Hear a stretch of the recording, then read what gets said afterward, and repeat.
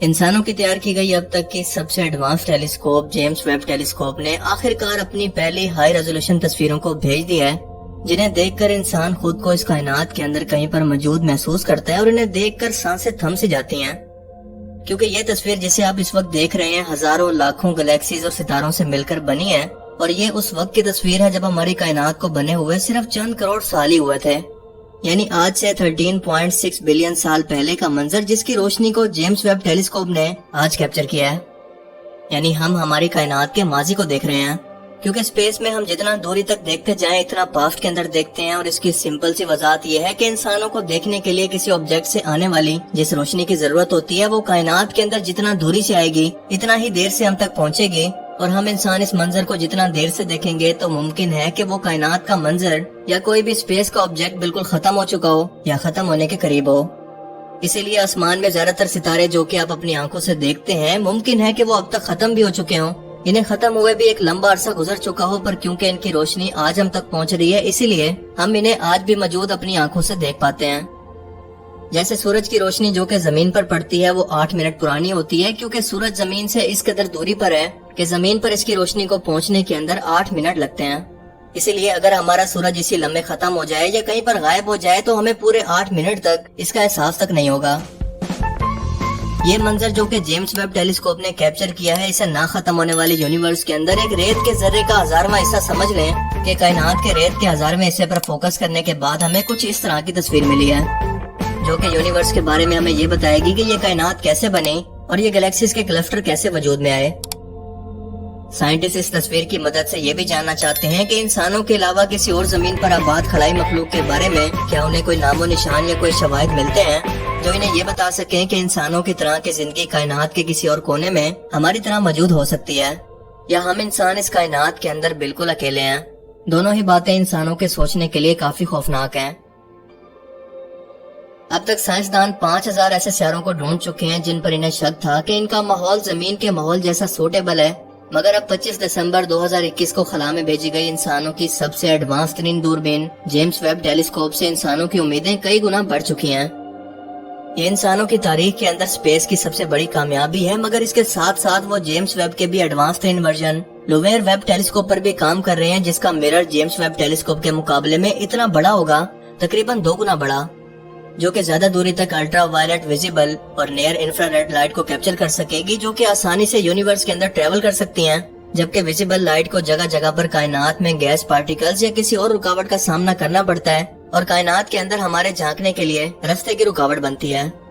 इस प्रोजेक्ट को 2030 तक मुकम्मल करके खला के अंदर भेज दिया जाएगा और इसके बाद ये शुरुआती गैलेक्सीज को बनने का मंजर भी हम इंसानों को दिखा पाएगी। मगर इसका सबसे बड़ा मकसद जमीन जैसे सियारों पर मौजूद जिंदगी को तलाश करना होगा, यानी एलियन लाइफ को।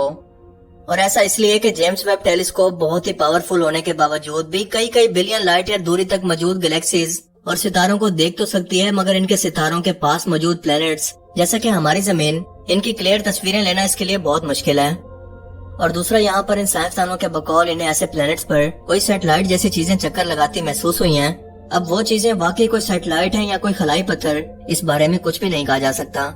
और इसीलिए लुवेयर वेब टेलीस्कोप पर जल्द से जल्द काम शुरू किया गया, जिस पर $24 बिलियन तक का खर्च आएगा और ये 2030 तक मुकम्मल होगी। जेम्स वेब टेलीस्कोप ने अपने लॉन्च के 6 महीने के बाद इन तस्वीरों को भेजना शुरू किया, जिनमें से एक को 11 जुलाई को अमेरिकी सदर जो बाइडेन ने शेयर किया, और इस पिक्चर को यूनिवर्स की अब तक की इंसानों की कैप्चर की गई सबसे बेहतरीन तस्वीर कहा जा रहा है, जो कि वाकई में इसका हक रखती है। ये गैलेक्सीज का क्लस्टर है जिसका नाम है MSACS 0723। यहाँ पर लाखों की तादाद के अंदर गैलेक्सीज देखी जा सकती हैं, जो कि 13 अरब साल से भी ज्यादा पुरानी है। लेकिन इस तस्वीर में खास बात यह है कि इसकी तस्वीर पहले भी हबल टेलीस्कोप से खींची गई थी और वो कैप्चर कुछ ऐसा दिखता था, जहाँ पर कुछ भी क्लियर नहीं देखा जा सकता, मगर जेम्स वेब टेलीस्कोप से हम इसे इतना क्लियर देख सकते हैं। ऐसी एक तस्वीर को बनाने के लिए हबल को कई साल का वक्त लगा था और ये अब तक की हबल टेलीस्कोप की सबसे बेहतरीन तस्वीर थी, जिसे डीप स्पेस के अंदर कायनात के कई हिस्सों को जोड़कर बनाया गया था, जिसमें लाखों के करीब गैलेक्सीज देखी जा सकती हैं। मगर जेम्स वेब टेलीस्कोप के अंदर हमें इसका व्यू कुछ ऐसा दिख रहा है। इस तस्वीर में आप ग्रेविटेशनल लेंसिंग के इफेक्ट को भी देख सकते हैं, जो कि इस वक्त होता है जब इन गैलेक्सीज से आने वाली लाइट किसी बड़े ऑब्जेक्ट की वजह से रिफ्लेक्ट होकर हमें एक लेंस के जैसा कर्व सा इफेक्ट दिखाती है। اس کے علاوہ اس کے ریڈ کلر کی گلیکسی سے ہم یہ سمجھ سکتے ہیں کہ یہ ہم سے بہت بہت زیادہ دور ہیں، جبکہ ان سے بھی دور موجود گلیکسیز جو کہ کائنات کی شروعات میں بنی تھی، انہیں اسٹڈی کر کے سائنسدان کائنات کی شروعات کے بارے میں جاننا چاہتے ہیں۔ اور یاد رکھیں کہ اس پورے حصے کا سائز جسے ہم نے کیپچر کیا ہماری کائنات کے ایک ریت کے ذرے کے برابر بھی نہیں ہے۔ جیمز ویب ٹیلیسکوپ نے ایک اور تصویر کو بھی بھیجا ہے جو کہ ایک نیبولا کی ہے۔ نیبولا گیس اور ڈسٹ کے بادلوں کو کہتے ہیں جہاں پر ستارے پیدا ہوتے ہیں، اور یہ سائز میں کئی سو لائٹ ایئر تک پھیلے ہو سکتے ہیں۔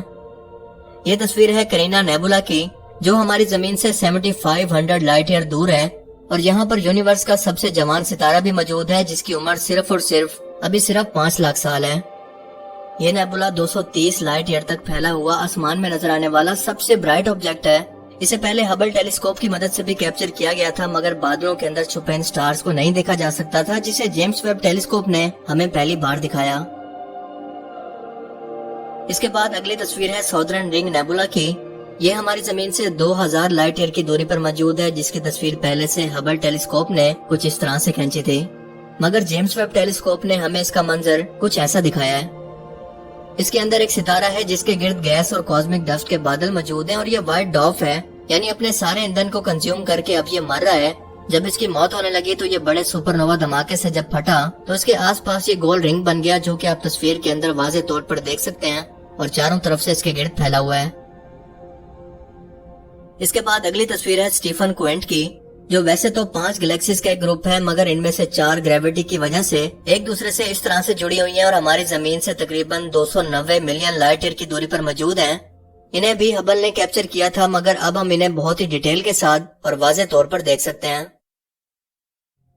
اس کے بعد ہم دیکھتے ہیں کہ ایکسو پلانٹ کو، جس کا نام ہے واسپ 96b، جو کہ بہت ہی بڑا گیس جائنٹ ہے اور ہماری زمین سے تقریباً 1000 لائٹ ایئر کی دوری پر موجود ہے۔ جب یہ اپنے سورج کے گرد چکر لگاتا ہے تو اس کی سورج کے برائٹنس کے اندر کچھ کمی واقع ہوتی ہے، جس کی مدد سے ہمیں اس کی موجودگی کا پتہ چلا۔ اس عمل کو سائنس کی زبان میں ٹرانزٹ میتھڈ کہتے ہیں۔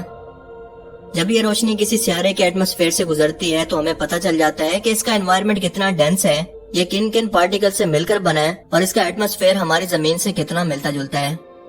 جب اس سیارے کی کمپوزیشن کو جیمز ویب ٹیلیسکوپ نے اسٹڈی کیا تو پتہ چلا کہ اس کے اندر بہت ہی گہرے بادل ہیں جن میں پانی بھی موجود ہے۔ 1000 لائٹ ایئر دوری پر موجود سیارے کو دیکھنا ہبل ٹیلیسکوپ کے لیے ممکن نہیں تھا، مگر جیمز ویب ٹیلیسکوپ کے ذریعے ہم اس کے ماحول تک کو سمجھ کر یہ جان سکتے ہیں کہ کیا یہاں پر زندگی کے موجود ہونے کے کوئی نشان ہو سکتے ہیں یا نہیں۔ اسی لیے جیمز ویب ٹیلیسکوپ سائنس کی دنیا کے اندر ایک بہت بڑا انقلاب ہے، اور یہ انقلاب وقت کے ساتھ ساتھ آگے بڑھتا رہے گا، کیونکہ جیمز ویب ٹیلیسکوپ ابھی تک اپنی کھوج کے ابتدائی مراحل میں ہے۔ لیکن جیسے جیسے یہ ہماری اس کائنات کو آگے دیکھتی جائے گی، ہمیں ایسے ایسے راز جاننے کو ملیں گے جن کا ہم نے کبھی تصور بھی نہیں کیا تھا، کیونکہ اس ٹیلیسکوپ کے 4 مقاصد ہیں۔ کائنات کی شروعات یعنی بگ بینگ کے ثبوت کو اکٹھے کرنا، پہلی گلیکسیز سے لے کر اب تک کے ستاروں اور گلیکسیز کی کھوج، ستاروں اور گلیکسیز کی بناوٹ کو سمجھنا، ستاروں اور ان کے سیاروں کی بناوٹ کو سمجھنا، اور ان سب کے متعلق فیوچر میں کیا کچھ ہمارا منتظر ہے، یہ تو آنے والا وقت ہی بتائے گا۔ لیکن یہاں پر ایک نوٹ کرنے کی بات تو یہ ہے کہ ہر شخص یہاں پر کائنات کی خوبصورتی اور اس کے رازوں کو جاننے کی بات کر رہا ہے کہ کائنات کتنی خوبصورت ہے اور کتنی پیچیدہ بھی، لیکن کوئی بھی شخص اس بارے میں بات نہیں کر رہا کہ اس کائنات کو بنانے والا خالق، جس کی پیدا کردہ یہ تمام کائنات ہے، اس کی شان کا عالم کیا ہوگا جب قیامت کے روز یہ تمام کائنات اس کی مٹھی میں ہوگی۔ ان تصویروں کو دیکھ کر یقیناً انسان کی زبان سے صرف ایک ہی لفظ نکلتا ہے کہ اللہ اکبر، اللہ سب سے بڑا ہے۔ باقی آپ اس بارے میں کیا سوچتے ہیں؟ اپنی قیمتی رائے کا اظہار کمنٹ سیکشن میں ضرور کریں۔